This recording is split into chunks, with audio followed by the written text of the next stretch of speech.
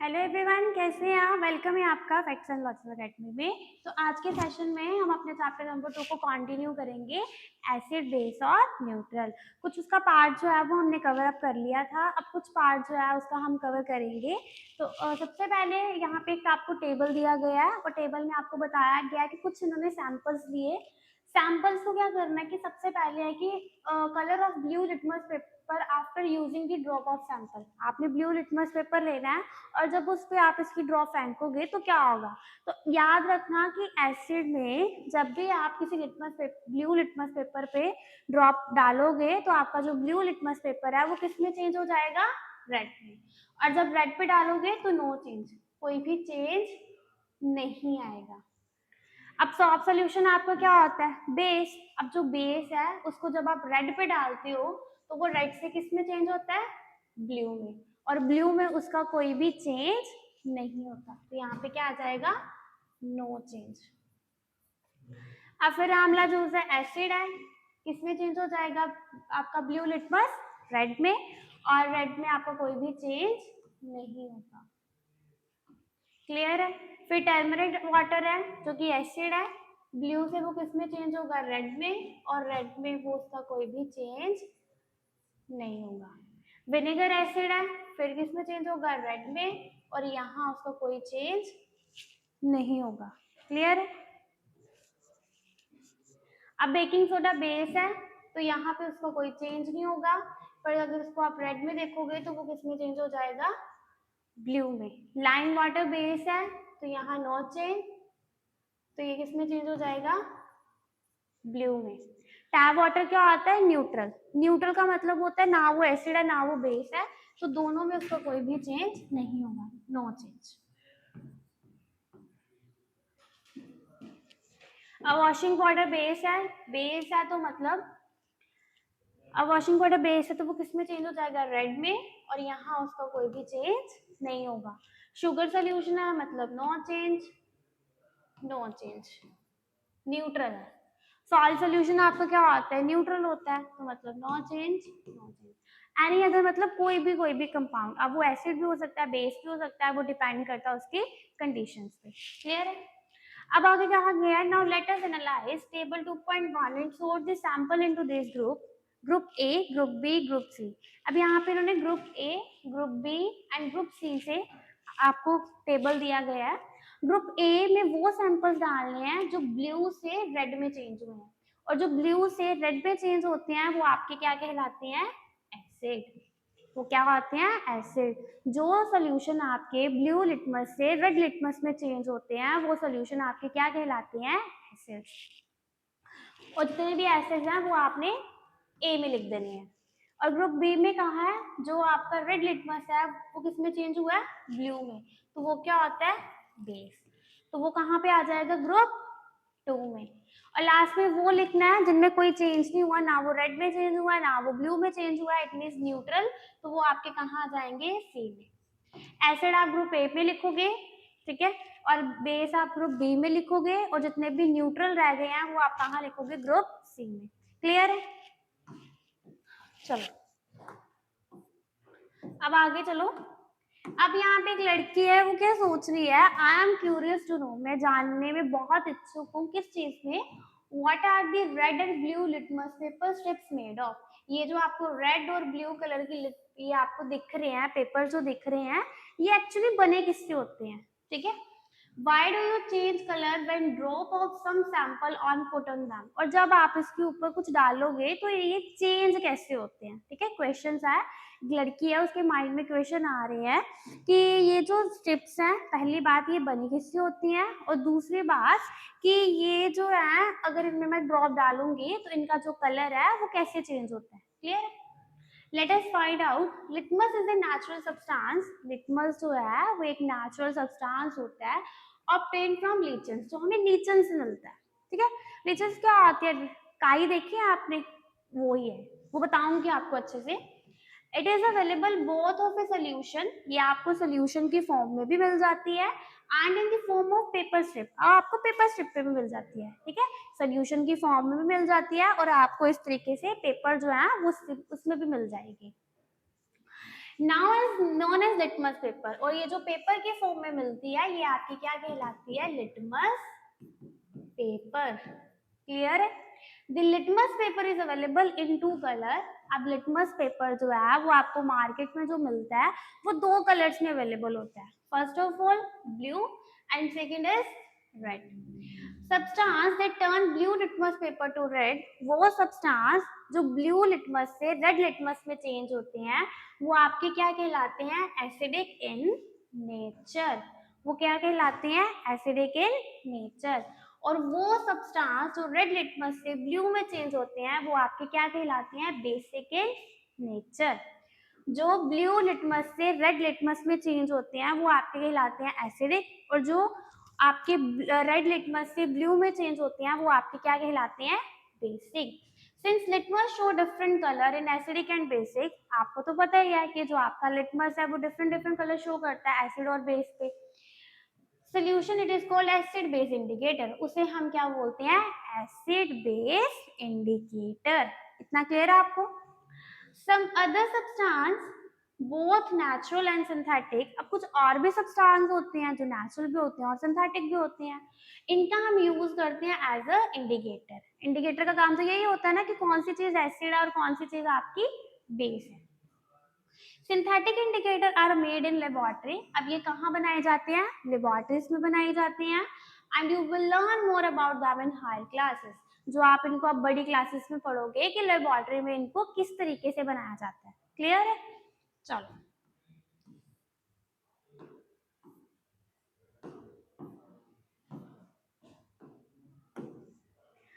Holistic lens. अब देखो लीचन्स, अपने लीचन्स बताई थी ना, lichens are form by the associations of the two living organism, fungus and the algae.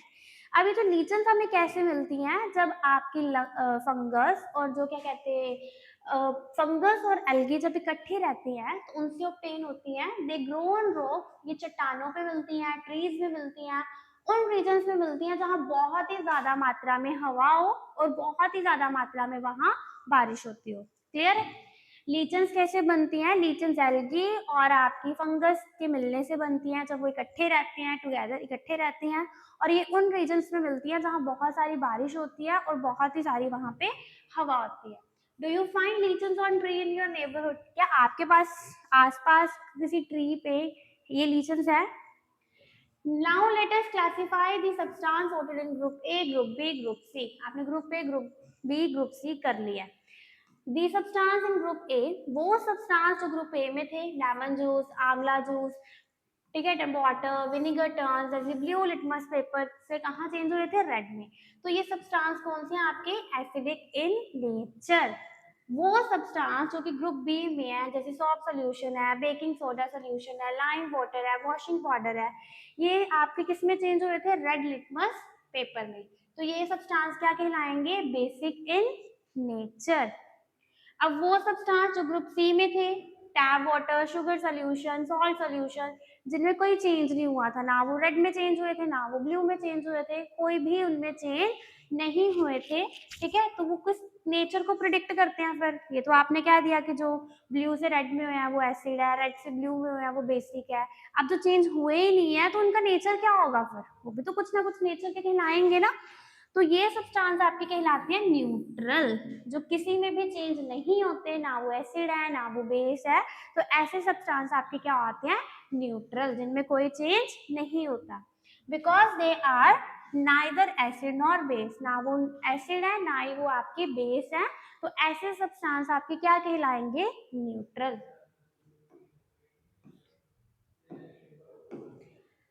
अब एक एक्टिविटी समझेंगे, all the substance in group A edible, क्या जितने भी ग्रुप ए के सब्सटेंस थे एसिड वाले हैं, क्या उनको हम खा सकते हैं?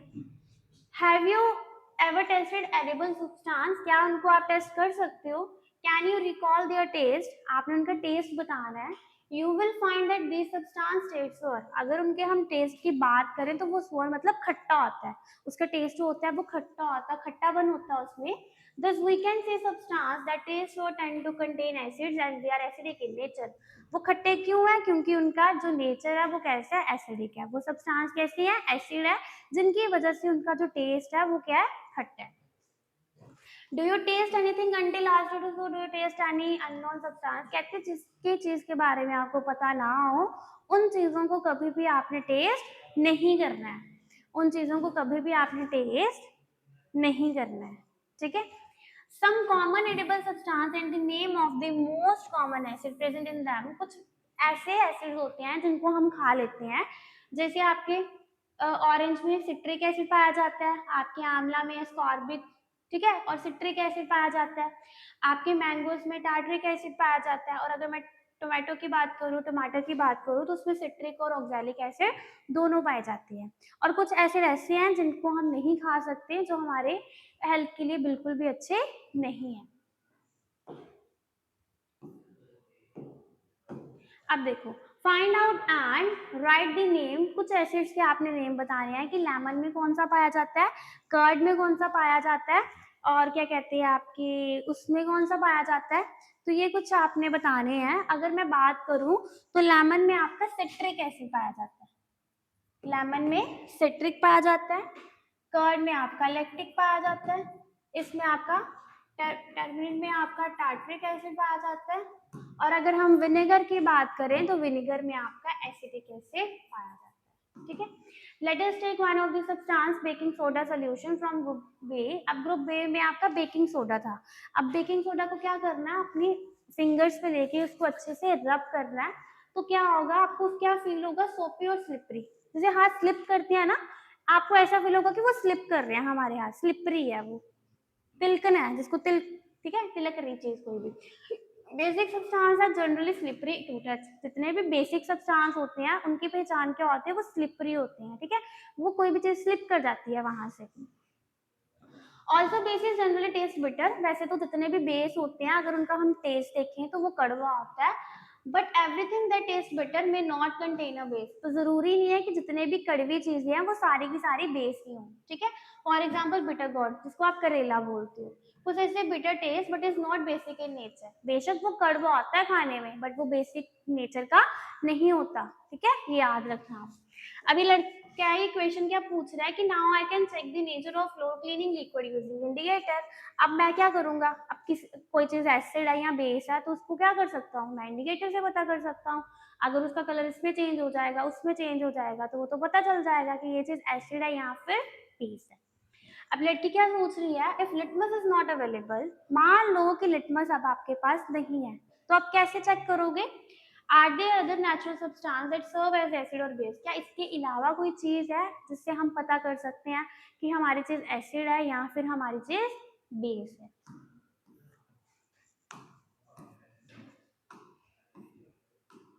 आ जाओ आगे, red rose is the indicator. अब जो आपका रेड रोज है वो भी एज अ इंडिकेटर का क्या करता है, काम करता है। You might have observe many colour flower in your surrounding, अगर आप देखो तो आपके आसपास बहुत सुंदर सुंदर फ्लावर पाए जाते हैं, कलरफुल फ्लावर पाए जाते हैं।